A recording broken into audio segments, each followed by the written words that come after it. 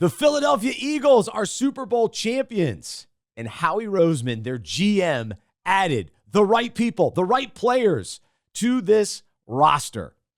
What does it mean in our own lives to have the right people in our life? What does it mean to surround ourselves with the right people? Let's unpack it.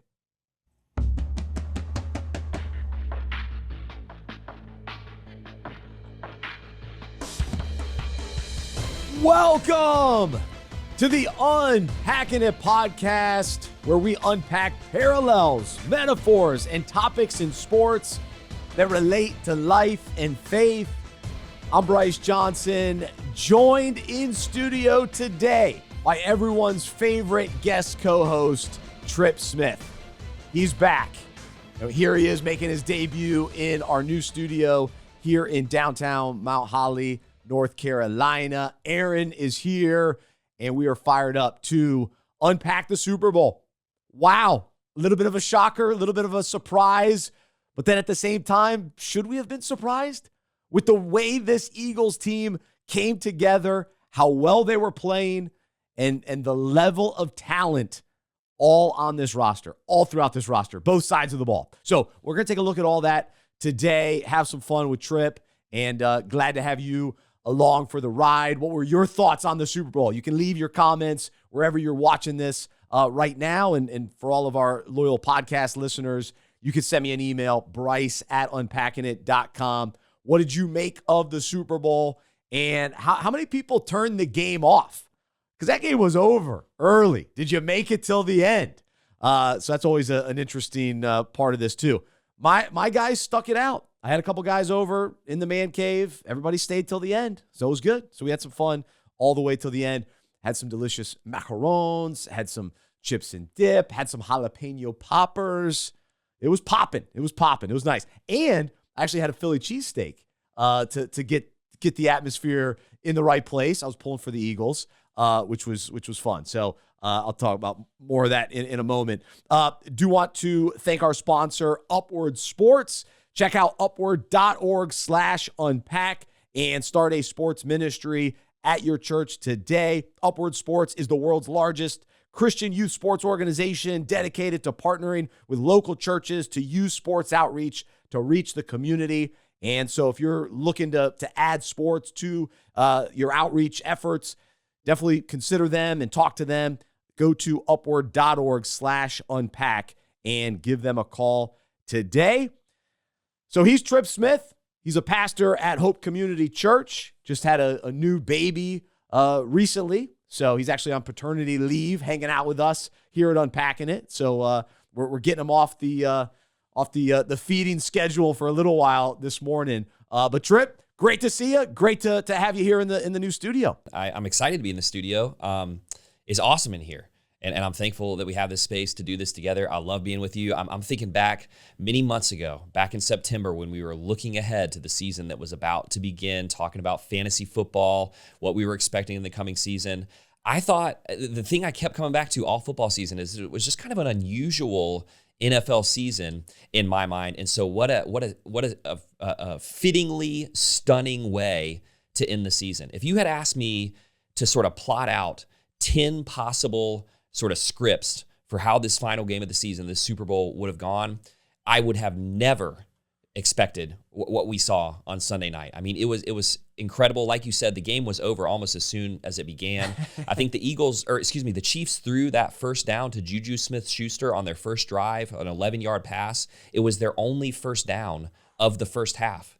Travis Kelce didn't have a reception in the first half. And it was a dominant performance by the Philadelphia Eagles. I would have never expected it to go that way.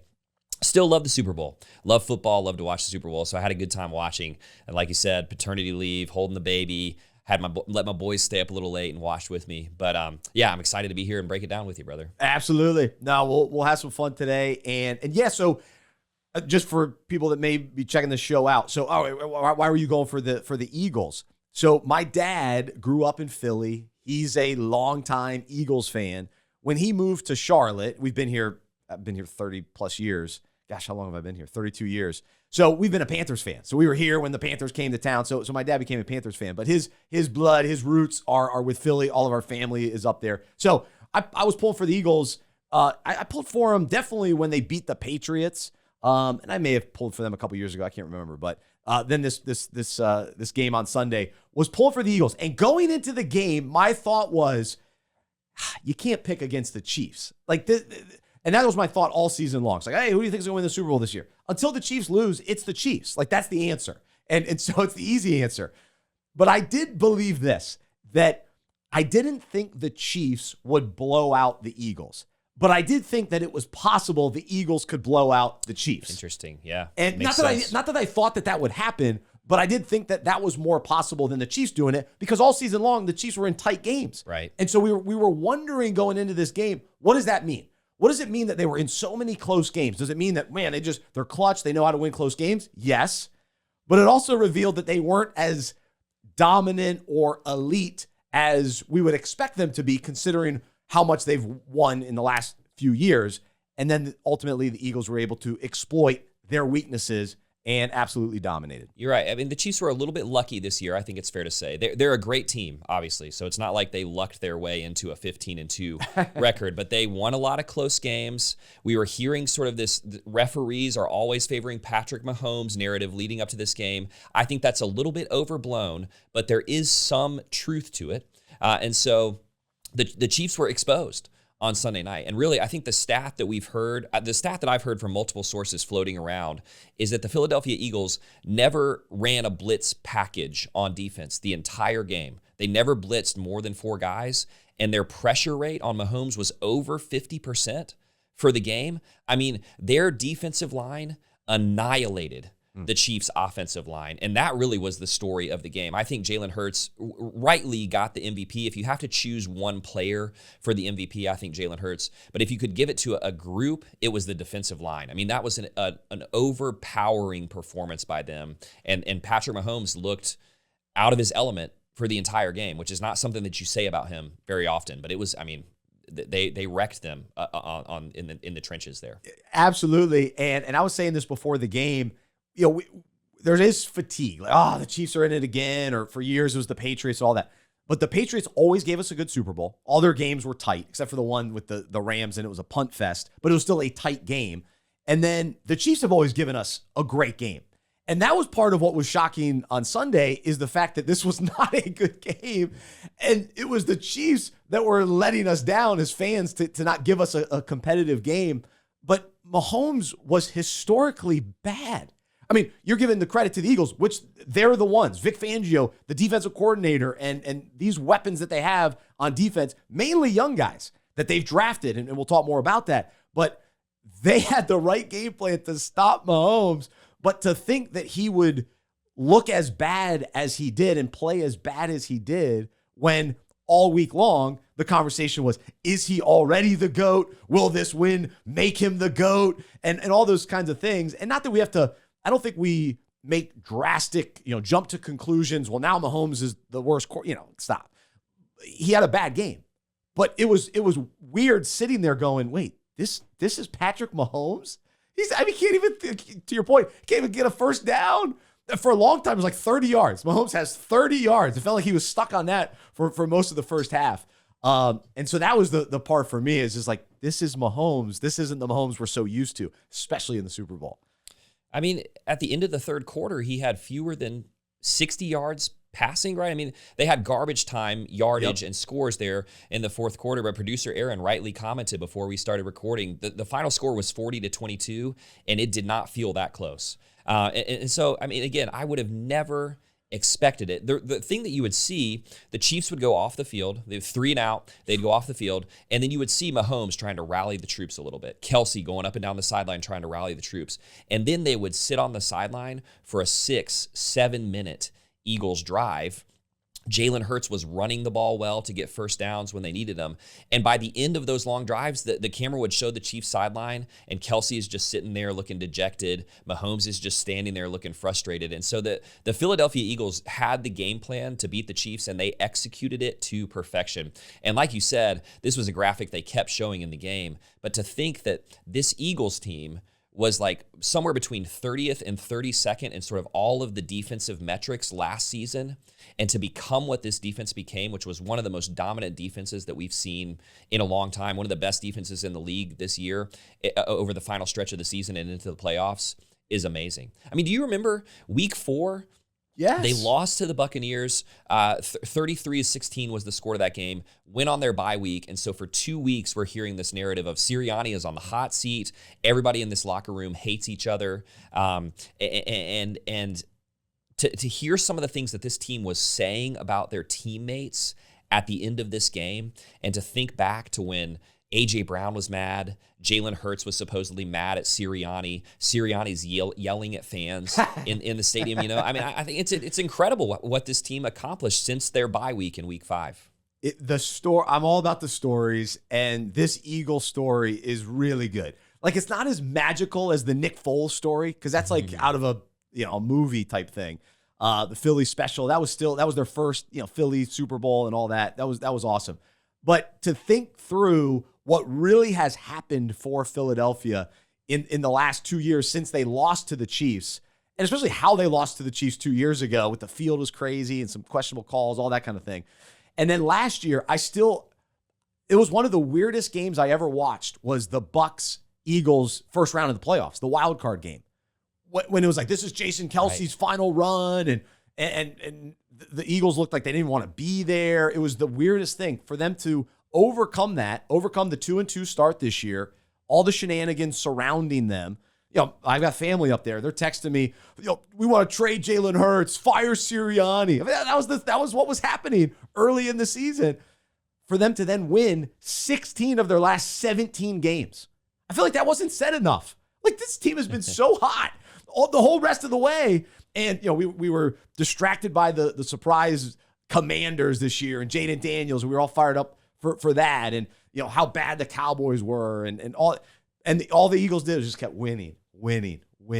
Hurts, Barkley. And we were talking about Barkley a lot. And then Barkley, not a huge factor in the Super Bowl, but him being on the field based on what he did all season allowed them to, the Chiefs defense, of course, paid attention to Barkley, which then opened up other things, which that's what you wanted as an Eagles fan. So, the whole storyline, even the Hurts storyline, we've kind of written him off over the years. The idea that he was benched at Alabama, he was a second-round pick. He was drafted when the Eagles had Carson Wentz, which was it was like, I was kind of bummed. I remember I was like, I would have liked to have seen Hurts go somewhere else, because I bet he could have been pretty good somewhere else. But he went to the right spot in Philly. And then, the fact that Carson Wentz ends up with the Chiefs, it's wild too. But anyway, the storylines were really good. You like this. I know people wanted the three-peat and I wanted to be a fan that saw the three-peat. Who cares? This is a great story. This is what we like. Yeah, for sure. I mean, I think that Chiefs narrative was so strong throughout the season. And then I think for the Eagles, what everyone was paying attention to was what Saquon Barkley was doing, the historic pace of the rushing yards that he was accumulating, see if he's going to break Eric Dickerson's record there. I don't think, because of that, I'm not sure that we were paying attention to the rest of the team. And particularly, the names Jalen Hurts, Saquon Barkley, A.J. Brown, Dallas Goedert, the defense, the way that they turned the defense around with drafting Cooper DeJean. What's the other cornerback's name that they, the other CB that they drafted? Quinyon Mitchell. Quinyon Mitchell. I mean, picking up Jalen Carter, who was kind of everybody was worried about him from a discipline standpoint. That might have been the steal of the draft, really, where they drafted Jalen Carter. That defensive line was so ferocious. Those cornerbacks were so good. And I mean, when has Mahomes ever thrown back-to-back interceptions? But that defense was making him look bad. I mean, they were making him look inept. And when he threw that second interception there at the end of the first half, I mean, it felt like it was kind of over at that point. Everybody's maybe thinking they're going to come out and pull a miracle in the second half, but I mean, the game was lopsided. And it was because of the Eagles' defense, and like you said, Vic Fangio, incredible defensive coordinator. Well, again, as I think back, I've been watching the Super Bowl for a long time. I can't remember many worse quarterback performances. Mm-hmm. And so again, it's credit to the defense, because we know how good Mahomes is. We've seen it with our eyes. So they took that away from him. He was not able to do the Mahomes magic, couldn't use his legs. They were right there, taking him down, putting the pressure on him. And so it It's crazy. Because you'd think like, the worst quarterback situation, performances, it'd be Trent Dilfer or whoever, random guys that have made it over the years. Mahomes was as bad as anyone. Yeah, that's shocking. It's amazing, man. Yeah. I mean, and here's the thing, a little bit of a tangent here, but kind of a bad Super Bowl, right? Like there were some exciting plays, especially if you're an Eagles fan or just an anybody but the Chiefs kind of fan. There were some exciting plays. I got excited and kind of let out a cheer when they hit that long bomb to Devonta Smith there in the second half. But it was like kind of a weird halftime show. I don't think there were any really great commercials this year, and the game felt like it was over in the second quarter. So I love football. The Super Bowl is always a spectacle. So I'm not saying I didn't enjoy it, but just in terms of like the kind of overall product, you're like, man, what an unexpected and sort of weird way to end a weird NFL season. Absolutely. The playoffs were great. The Chiefs-Bills game. Every game up to this was so fun. Yeah, great point. Yeah, the Super Bowl was kind of a letdown after a great playoffs. Yeah. But the Eagles had a couple blowouts thrown in there. I mean, so we shouldn't have been totally shocked that this is what they're capable of because they've played at a high level, and so. But no, the actual game was pretty rough. But it was. I don't want to be a downer. I still had fun watching it. Me too. I always enjoy the Super Bowl, but you're just like, if this had happened in Week 8, you'd be like, I'm changing the channel. Going to bed. This is a boring game, but it seemed though that part of me thought this could be the Falcons game. Where when Tom Brady and the Patriots came back 28-3, that was still in the back of my mind. And because the Chiefs, you would think were capable of that, but that just showed coaching, leadership. They put their foot on the gas and did not let up, the Eagles. So there was no even hint of a comeback. Right. Which, speaking of Brady, who I should know who his co-commentator was. Who's the guy commentating? Kevin Burkhardt. They deserve some sort of award for how hard they worked to convince us that the game was still in question going into the third and the fourth quarter. Yeah. I mean, those guys were just they're like, please don't turn this off. It could still happen. It could still happen. Right. And anybody watching the game is like, it's not happening, bro. But they deserve their own credit for trying to keep us interested when the game was long gone by the time the fourth quarter started. Yeah, the Eagles just didn't make many mistakes. I think one turnover, one interception from Jalen Hurts, and you're right. They had a plan. They executed it to perfection. They knew what they needed to do to get into Mahomes' head. Travis Kelce was frustrated throughout the game. And you're right. They made one mistake and that was about played it. A perfect game. The moment was never too big for them, or you never felt like that. And I think that speaks to the fact that they were in this game 2 years ago. That was huge benefit. And Nick Sirianni talked a lot about all the adversity that they went through and the things that you talked about earlier. That has built this team into a really close-knit team. They've overcome all of that together, and so that's kind of what I want to talk about today as we transition this into our parallel for us in our own lives, spiritually speaking and practically speaking as well. But looking to every champion, there's always so much you can learn from these teams, and we've done podcasts after UConn won in college basketball and last year with the Celtics and championship teams. There's just a lot to glean from, because when you get players to buy in and all play together to go win a championship, it's a big deal. And so there are characteristics and just things to learn and glean from. And so this thing for the Eagles, they overcame adversity and pushed through and persevered. So that story is great. And we love that. But I look at it from the way they've constructed this team, and you've mentioned a couple players already, Tripp, but Howie Roseman, the GM, people know the name. He's been there a long time. He was a part of the first Super Bowl that they won with Nick Foles too. But he has continued to draft well, make the right trades, get rid of the right guys when you need to, reload, take chances, and he's done a remarkable job. And so when you look at this roster, and you think about, okay, yeah, they go and get Saquon Barkley. They signed Zach Bond, who was the finalist for the Defensive Player of the Year, had an interception in the Super Bowl. You mentioned who they drafted in the secondary, Quinyon Mitchell and Cooper DeJean. They were finalists for Defensive Rookie of the Year. DeJean got the interception, took it for a touchdown in the Super Bowl. Even a little small trade right before the season started. Remember this? And we were wondering from a fantasy perspective, Jahan Dotson. They went and got him from the Commanders. and traded away Zacchaeus, who's a wee little man. But they did that right before the season. And then, of course, Dotson made that big catch in the first half that led to the tush-push touchdown.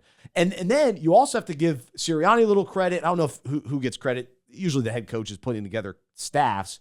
But going out to get Kellen Moore and Vic Fangio, the right fits. Because 2 years ago, when they did go to the Super Bowl, remember they had Glennon and, who's the coach of the Colts? I can't even think of his name. But those two guys who were their coordinators, I can't even think of his name. Forget him. Yeah. He's forgettable. It was a forgettable season for the Colts. But, the Colts the Eagles had two great coordinators. They leave last year. Whoever they had weren't the right fit. They didn't have the chemistry. They go out and Vic Fangio's a longtime elite defensive coordinator. Kellen Moore, of course, this rising offensive coordinator, and now on his way to New Orleans, I guess, as their head coach. What is his name? Steichen.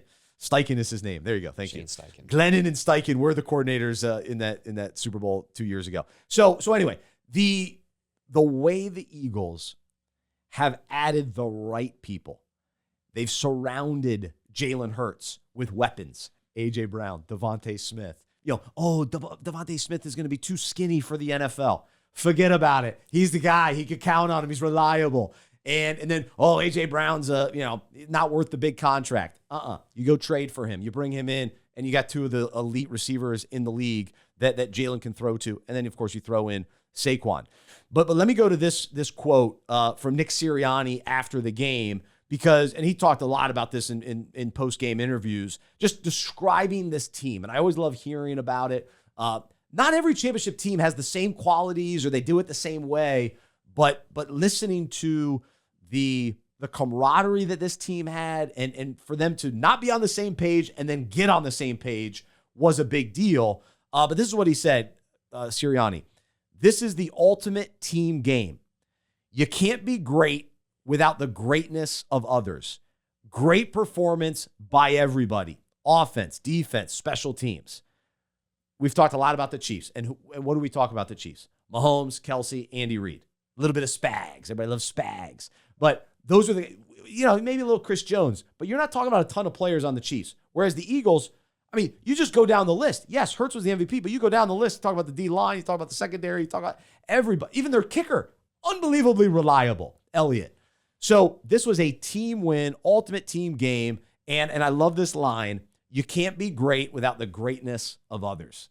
And so we'll hit that home a little bit more. But just as far as any other things to add, Tripp, as in the way that this team was put together, adding the right people.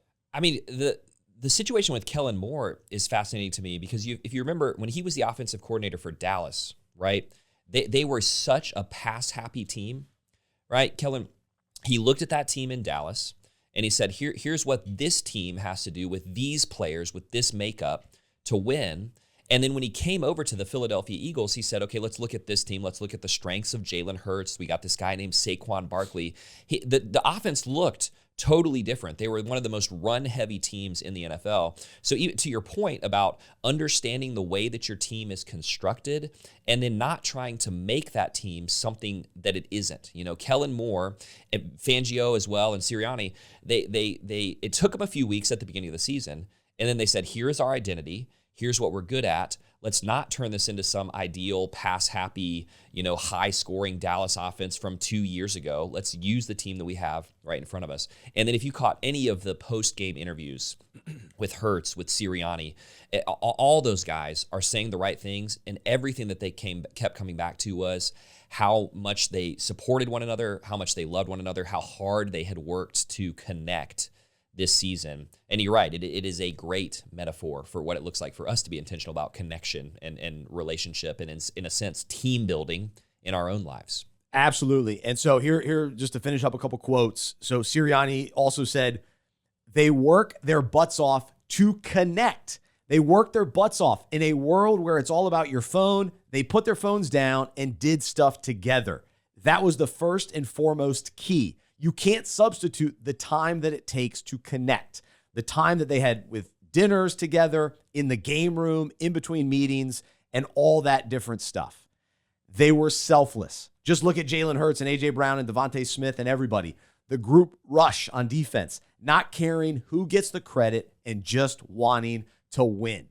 And then Reed Blankenship on the Eagles said, I've never been a part of a team this close. Through the ups and downs, we didn't care about what anybody said. We had each other's backs. We created a family, a brotherhood that will last forever. And so I love this concept. We talked about it a couple weeks ago at Super Saturday, the locker room and the relationships that form in football is very unique and all team sports for sure. But the way guys come together, and oftentimes it's very difficult. Some teams don't come together. They don't click. The leaders or the star players separate themselves and they think they're better than everybody. It's all about them and me focused, or you got wide receivers who are, so worried about getting the ball. Now I know AJ Brown wants to get the ball too, but they overcome that. They work together and they remain on the same page. You don't see the fractions that form. They work through the frustrations. But this idea that, okay, the Eagles got the right people, they connected, and they formed this brotherhood, and they were close. That leads to victories. That leads to this winning culture, and it's amazing how they turned it around. And so as we think about this in our own lives, the question becomes, are we aware of the people that we are surrounding ourselves with? Do we think about it? Do we care about it? Do we value relationships? Do we understand the team mentality and as followers of Jesus, how important that approach is? And that we can learn from great teams and look at a GM like Howie Roseman who went out and identified and evaluated and scouted the right people. And he brought the right people in. He goes, all right, we got Jalen Hurts. Who do we need to surround him with? How are we going to get the best out of him? And then going back to the Sirianni quote, you can't be great without the greatness of others.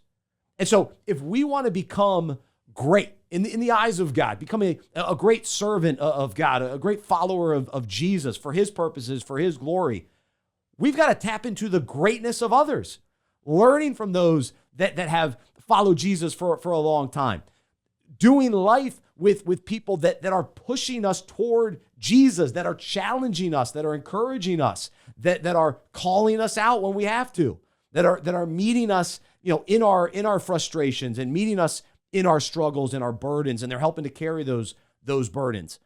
But we have to be intentional and we have to invest in those relationships, and we got to identify, okay, where are the holes? All right, I got to go get a better running back, right? I got to get somebody that I can hand my burdens off to. Of course, we hand them off to Jesus, but also having friends that we hand it off to, and they remind us, hey, don't forget to hand this off to Jesus. So this team building mentality, no, we're not in locker rooms. No, we're not on football teams. I'm still playing church basketball, building the team camaraderie. But this plays out in day-to-day life and in our friendships and mentors and relationships. You're absolutely, I want to take that Sirianni quote. They work their butts off to connect. They work their butts off in a world where it's all about your phone. They put their phones down and did stuff together. I'd like to take that quote and put it above the door heading out of my church, right? Like everything that you're hearing right now. I think that the outgoing Surgeon General issued a warning about the epidemic of loneliness, right? Every podcast, articles, and every major publication are talking about how people are more lonely and disconnected than they ever have been. There is something like sort of imitation friendship, kind of high fructose friendship that we get from texting a lot on our phones and being on social media, right? It's not the same thing as being in the same space, being in the same room, being face-to-face. And the truth is, if you're a follower of Jesus, it's great if some of that time is filled with Bible study and prayer and sharing life together, but it's also just important just to be together, just doing stuff that doesn't feel that important. I think that's what Sirianni is naming there, right? And so I think there is a great corollary here for how we think about the community, about the team that we surround ourselves with. And the thing about it is, the Bible has verses that talks about how the people, the team, the community that you surround yourself with are there for you in your weakness. They're there for you when you fail, right? Bear one another's burdens, weep with those who weep. And it has verses that talk about how they're there for you to be great together, right? I mean, go look at the 4th chapter of the book of Ephesians, how God designed the church to do something great, to grow into something strong together. And it's because everyone in your community has different strengths that you don't have. So again, going back to that concept of a personal soapbox of mine, something that I'm really passionate about is if there was a season in your life, say in college or in your 20s when you were single or married but without kids or something like that, where you experienced really rich community, there can be this tendency to try to go back and to capture this kind of idealized idea about what a team looks like, what a friend group looks like from earlier in your life, instead of looking at the friend group, the community, the team that God has put right in front of you and asking yourself, what are these people good at that I'm not good at? What do they bring to the table that I can affirm and encourage and challenge them to use more powerfully and more richly in the church? I mean, I think there can be this tendency, maybe especially among men, to sort of want to be this self-sufficient, siloed island of a man that is just good at everything, that doesn't need help at anything. That's not what we're designed to be. That's not what the best teams are. That's not what the best churches are. It's when we come together and recognize the strengths of others and affirm and encourage those strengths, God can do something really incredible in the community that we have with one another. And I mean, I want to take that Sirianni quote and just, hey, as you guys are heading out of the Sunday service here, work your butts off to connect this week. You know, it's not easy to do in the world that we live in. And I don't say that to sort of heap shame on anyone, but just to recognize as you go, it's not easy to do this. And something powerful happens when we make the effort to connect with others in friendship, in vulnerability, in close community. I love it. No, and I love this parallel to the Eagles, because when we really think about that, we're watching the game. It's like these tough defensive players, and look how great this D line is. And yes, they're talented. Yes, they've got elite skills, and the game plan was great. But Sirianni brings up going back to them playing in the game room together, having dinner together. Because when you build the trust and the bonds, then you go out into battle. And it's like, I know he's got my back. You can communicate better. And so for us, we invest in these relationships with people, yes, in a casual, fun way, and doing things together. That's why we love Fantasy Football Fellowship. You play fantasy together. Right. You watch games together. You play sports trivia, whatever it is. You do that together and you build these bonds. Then when the cancer hits, the marriage troubles hit, the challenges as a dad hit, all right, I got these guys beside me on my D line. We're attacking this together. And you know that you've got your offensive line in place that are protecting you, that are helping you. Hey, look out over here. I see a blitz coming. You better watch out. And they're warning us to say, hey, yo, Bryce, what are you doing? Why are you acting like that? Why are you talking like that? That's a dangerous lie that you're believing right now. Look out for the blitz. And so, but it starts with, again, the intentionality and the investment. And these guys, to your quote again, well, it's Sirianni's quote, but you love the quote. They work their butt off to connect. So are we just casually, I got a couple friends, or no, I value friends. I value mentors. I value the community in my life. And if you don't have it, saying this has to change. So the Eagles go, our run game's not good enough. All right, let's go get a running back. Let's go get Saquon. Let's get the very best. So we ask God to bring those people into our lives and say, God, I'm longing for this, and I trust you to bring the right people to surround me. So I've got the offensive line, the defensive line, the running back to hand it off to, so that I can be great because of the greatness of others. They're pushing me. They're pointing me to Jesus. They're demonstrating Jesus. The moments when I feel weak.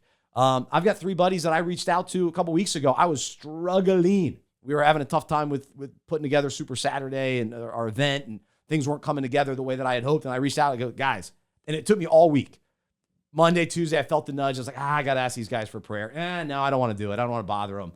Finally, by like Wednesday or Thursday, I was like, guys, I'm struggling. I need some prayer. They rallied around me. God worked through the whole situation, and it was awesome. But my friends came. They were there for me.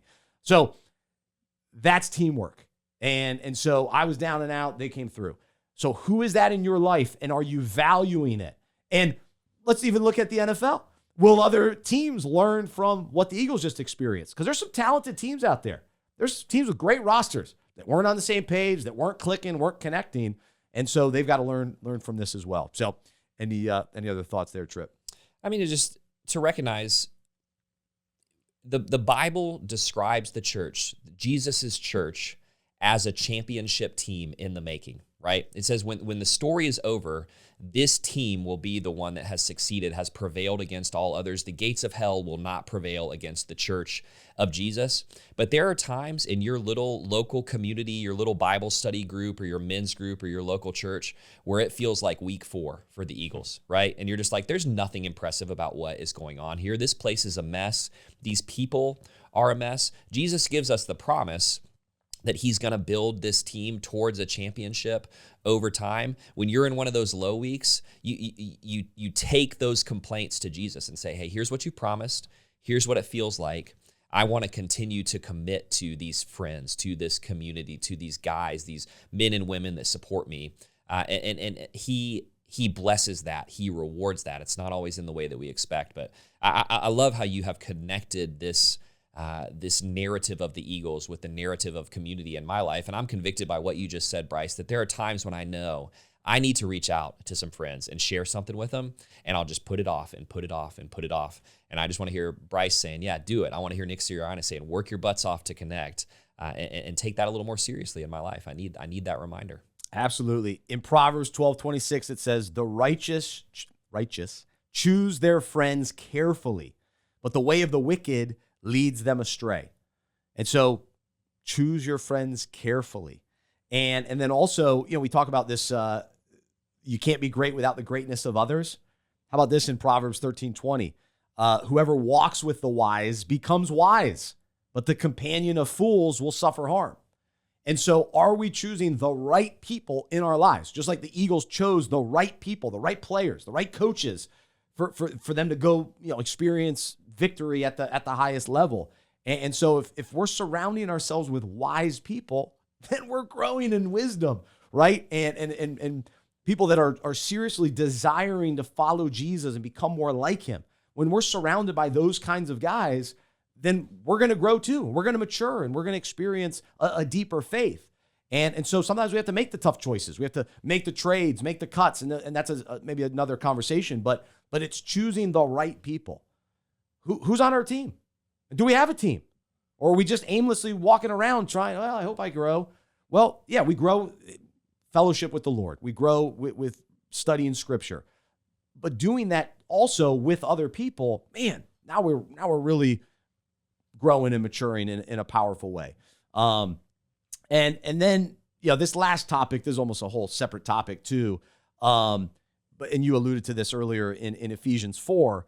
But when we talk about teamwork, we have to talk about the body of Christ, or the team that we're on. This is the ultimate victory, right? We're all going to experience victory in eternity together as we are joined forever with Christ in perfect harmony. And so now, though, we have this team. The body of Christ is still here. The church is here. And so do we recognize that? Do we recognize that we all have a role in the body of Christ? And are we tapping into those gifts? Are we supporting one another and the gifts of others and allowing them to serve us and we serve them and all that?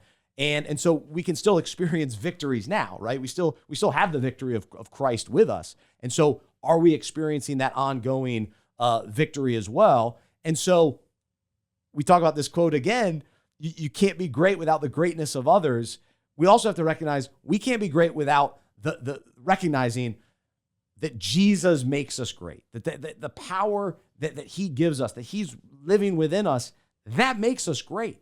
And so it's the greatness of others because Christ is in them, it's Christ in us, and we become great. We become this great team. We become, to your point, Tripp, we're this body of Christ pushing forward and experiencing victory. And so we push each other, we challenge each other, we complement one another, and understanding that we need each other as members of the body of Christ. And so Ephesians 4:16 says, from him the whole body, the church, in all its various parts, joined and knitted firmly together by what every joint supplies, when each part is working properly, causes the body to grow and mature, building itself up in unselfish love.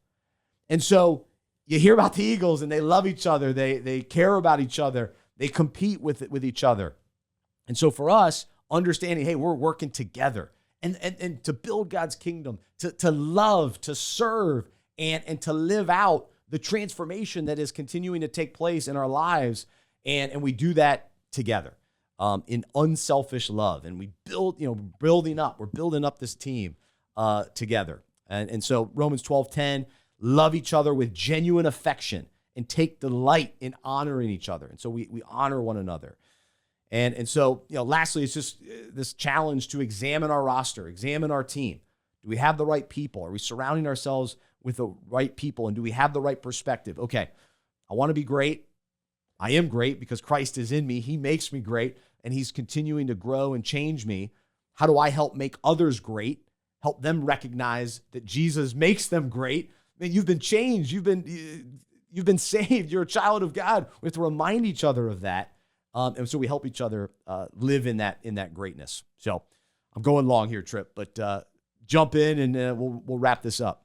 That's beautiful, man. I mean, just imagine a community of people, a small group of people committed to honoring, loving, and serving one another. And amazing things can happen in the context of that community. I will say, I don't know if I'm allowed to do this, but a book that I would recommend, or a great audio book, the Audible version is great because this guy has a great reading voice, but the book Made for People by the author Justin Early is really a lot about these intentional friendships. He calls them covenant friendships, pursuing serious kind of community with one another, and in a sense, team building. So if people want to dig deeper here, I'd highly recommend that book. It's from a perspective of a follower of Jesus who's thought seriously about friendship and kind of team building in his own life. And it's really, really good, and an easy audiobook to listen to as well if you're not a reader, So I'm an Audible guy myself. Oh, are you? Yeah. I like a classic book that I can hold and feel. Like the smell of flip the pages. Rich leather-bound book. That's right. That's right. I do listen on Spotify to some books, but great recommendation. No, I love it. So, man, as we celebrate, at least for me, I'm celebrating the Eagles win. I'll have enough of it because I've already seen my cousins, my uncles, all right, my neighbor. I got a lot of Eagles fans in my life, but we'll soak it in. And enjoy it. But as we think about this team and as we hear, these press conferences and interviews that, these guys they'll be on all the late night shows, they'll talk about this team. One, they put together a great roster of talented players, no doubt, but then they connected. They relied on each other's greatness so that they could be great too. Why was Jalen Hurts great? Because Saquon Barkley's great. Because A.J. Brown is great. Because Devontae Smith is great. And so they made each other great. Why is that D-line great? Because they got four guys that are rushing together. And they took care of the Chiefs in a big way. And so how does that translate into our own lives? Surround ourselves with the right people. Invest in the right people. Don't just take, but give too. We serve one another. We love one another. And we continue to walk this journey together, pointing each other toward Jesus, challenging, encouraging, and inspiring one another to follow Jesus and become more like him. And that's the mission of Unpacking It. And so that's why we love talking about this topic. It's near and dear to my heart. I'm continuing to learn and grow in what it looks like to have relationships, especially now as a dad, and I got 2 daughters and a wife. And it's like, man, I got to invest in those relationships too, but not at the expense of having solid guys in my life pushing me to be the dad that I need to be, the husband I need to be, to call me out, to challenge me, to pray for me, all those kinds of things, and me doing the same for them. So I hope it's encouraging to all of you listening today. Appreciate you joining us. Thanks to all the hard work from Aaron. Tripp made the debut here in the new studio. Thanks for being a part of this, man. Thank you, man. I've loved being with you every week this football season, and just to honor you and honor what Unpacking It is doing. And I think this is an important part of what we're talking about. You can start off with your friends talking football, dig into deeper things, go right back to football. It's a great way to develop these relationships, and I've loved doing that with you all season, Bryce. So thanks for having me, brother. Absolutely, man. So Tripp, he was a co-host all season long on the Fantasy Football Fellowship podcast. We'll be back this summer, hopefully, Lord willing, and we'll have some fun talking specifically fantasy. But yeah, it was a little sad day, the end of the football season. That's right. Yeah, I mixed emotions, right? Yeah. I love football. Feels good after a long season to kind of take a little breath, to not be paying attention to what's going on every week. And so I like to unplug a little bit from sports news here after the Super Bowl for a couple months. So yeah, it's like, oh wow, maybe I should fix that thing at the house. Or That's right, man. Yeah. Oh yeah, Jody's been mentioning I need to take care of that. It's probably time. No football this No Sunday. more excuses on the weekend. That's right. That's right. So, but I'm fired up. I'll tell you what. Last week's show we talked NBA, but Luka on the Lakers, exciting. You're sitting on the wall over there. You got the Duke Blue Devils and the Tar Heels right there, but Duke's on top, as you can see. A good team here. Yeah, there you go. And, That's right. Yep. So anyway, we'll have some fun the next couple weeks talking basketball. But for Aaron, for Tripp, I'm Bryce. Hope you enjoyed the football season, and congrats to the Eagles.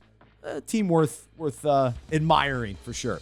All right, I'm Bryce. I'm a sports fan who follows Jesus. I believe in the good news that he died on the cross for my sin. He was resurrected, and through faith, I've been saved by his grace. I hope that is true for you as well, and I hope you'll join me as we live life as sports fans who follow Jesus together. Have a great rest of your day, and I'll talk to you next time right here on the Unpacking It podcast.